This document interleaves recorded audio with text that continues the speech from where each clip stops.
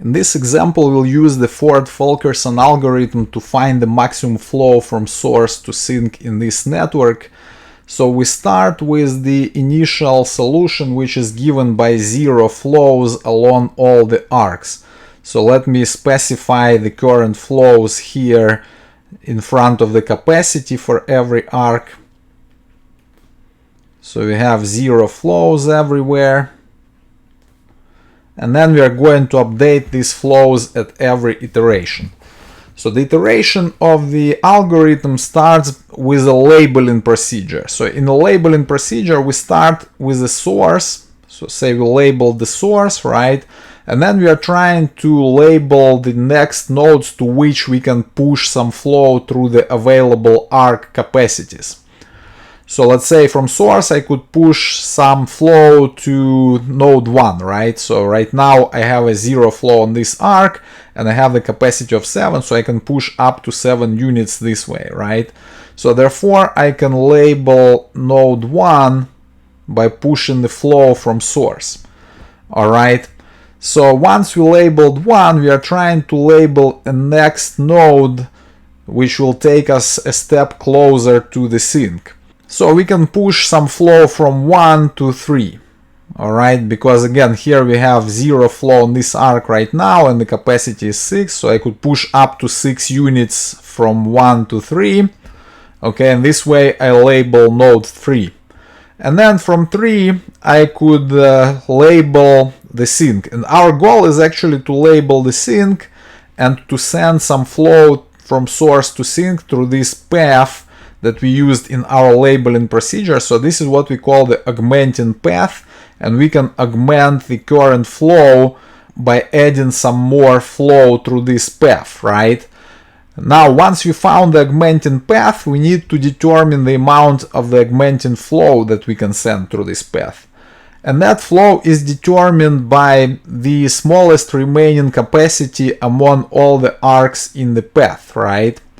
So the smallest capacity would be for the arc 3 to sink.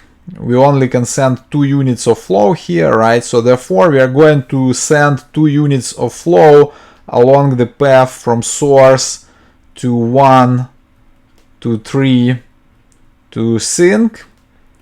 So we send 2 units. Alright, and I'm updating the solution accordingly. So I'm going to erase now all this labeling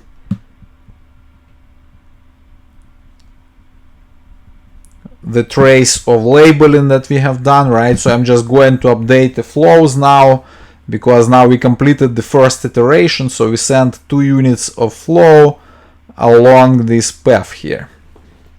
Alright, so this is our updated solution.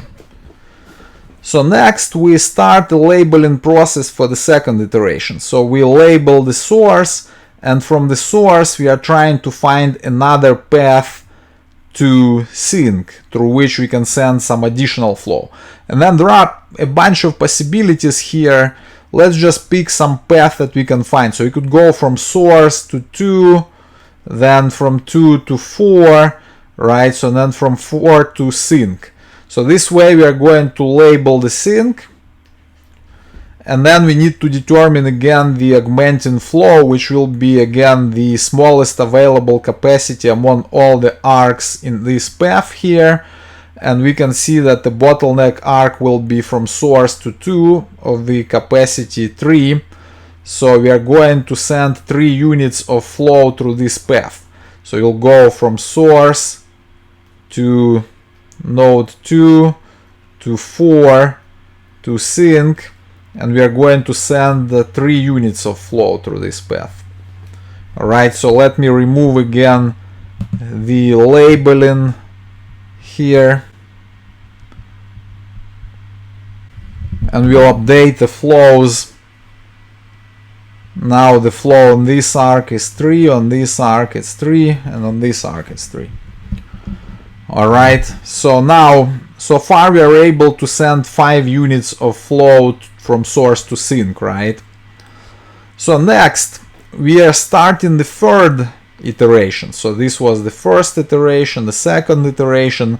In the third iteration, again, we start by labeling the source node, and we can see that the only place we can push now from source would be to node 1, because here we already saturated this arc, there is no more remaining capacity.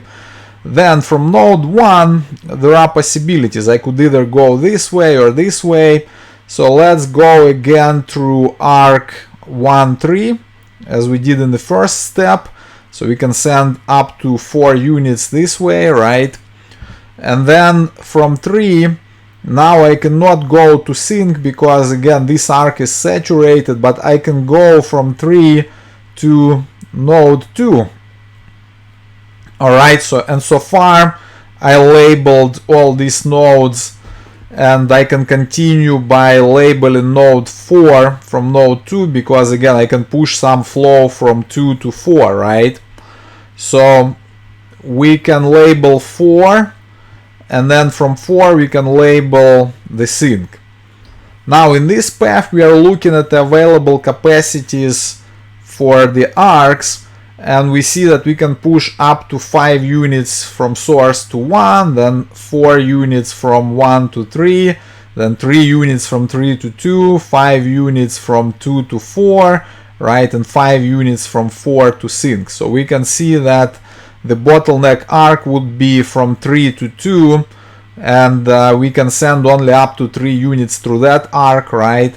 So this will define our flow through this additional path here. So we'll go from source to node 1, then to 3, to 2, to 4, and to sync, and we'll send 3 units of flow this way. Okay, so I'm going to update the quantities now. So we had 3 units of flow here. So from 2 it goes to 5. So here we are going also from 2 to 5. Now for this arc it's going to be 3 units. We go from 0 to 3, right? Then here the flow will increase from 3 to 6. And finally along this arc we add 3 units of flow, so it's gonna go up from 3 to 6. So we have this new solution now, and we are ready for step 4. So at step 4 we are labeling the source, and we can label again node 1 from source, right? So because we still have 2 units of capacity that we can use for an additional flow. Now from here I could go to 3 again, but then from 3 there is nowhere to go. Both of the outgoing arc are saturated, right? So let me label node 2 from 1, alright, because we have 1 unit of capacity going this way. Then we can label 4 from 2, because we have 2 units of capacity available, and sync from 4, right? So our fourth augmenting path is gonna be source to 1 to 2 to 4 to sync, and we send just 1 unit, because clearly the bottleneck arc will be 1, 2. There is only 1 unit of capacity available there. Alright, and we can update now the flows on arcs. For this arc the flow will increase from 5 to 6, right? Then for arc 1, 2 the flow is gonna be 1 now, and we saturate this arc. Then for arc 2, 4 we go from 6 to 7, and from 4 to sync again the flow increases from 6 to 7. Alright, so now our current solution has 9 units of flow sent from source to sync, right? So let's see if we can send more. We start the 5th iteration by labeling the source. From source we can still label node 1, Alright, then from 1 we can label node 3 only, right? So there is no other node that we can label going from 1.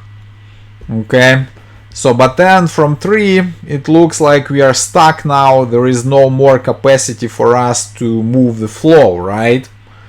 So therefore we conclude that this solution is optimal.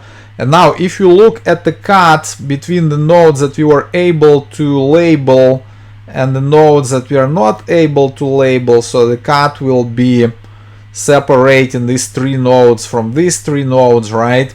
And if you look at the capacities of the arcs going from labeled nodes to unlabeled nodes, we can see that that capacity adds up to 9. So it's gonna be 3 plus 1 plus 3 plus 2, right? So the total is 9, and the value of the cut here is 9, and it matches the value of the flow that we have here. So therefore clearly the solution is optimal, right? So we can report the solution now by looking at the flows that we have for every arc. So the maximum flow is 9, and the flow on the arc from source to 1 is 6. Then from source to 2 it's 3. From 1 to 2 is 1. Then from 1 to 3 the flow is 5. The flow on the arc 2-4 is 7. Then on the arc 3-2 is 3. On 3 sync is 2. Then on the arc 4-3 the flow is 0. And finally on the arc from 4 to sync we have the flow of 7. And we are done. Alright, so in this solution we only used the forward arcs in the labeling process, but now let's solve the same example by using some other augmenting paths where we encounter the backward arcs as well, just to illustrate the concept.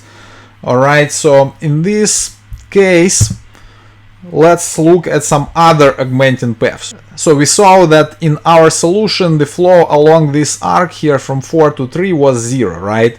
So now let's pick some augmenting path where we will push more than 0 units along this arc, so that this will result in a backward arc later on when we build other augmenting paths. Alright, so let me take, let's say, the path on the first iteration from source to 2 to 4 to 3 to sync. So we are going from source to 2 to 4 to 3 to sync. Let's see how many units we can push this way. Only 2 units, right? So let me put the new flows here. So we send 2 units along this path, right? Next, at the second iteration, we could go, let's say, from source to node 2 again, right? So from source to 2, then to 4 and to sync. And we can see that there is only 1 unit of capacity remaining going from source to 2. So this will be the bottleneck. We are going to add 1 more unit of flow here. So this will become 3. So now we have 1 unit for this arc. So we added the flow along the path from source to 2 to 4 to sync. We added 1 unit. Alright. So this is our current solution. So next, when we are trying to label, the only way I can go from source now is to node 1. So I can label 1 from source. Then from there I could go to, let's say, 2, then 4 and sync, right? So I could go from source to 1 to 2 to 4 to sync. And let's see how many units I can push this way. So the bottleneck arc would be 1, 2, right? So we can only push 1 unit of flow here. So now the flow along this arc is 1, 1, This will update to 4.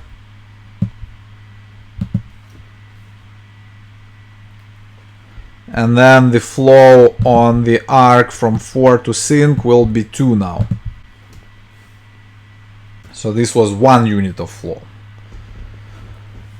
Alright, so next, what do? We label node 1 again going from source. So the path that we can find is source to 1 to 3. Then from 3 we can go to 2 to 4 to sink, right? So this will be our 4th augmenting path. So it's going to be from source to 1 to 3 to 2 to 4 to sink. Let's see how many units we can send this way.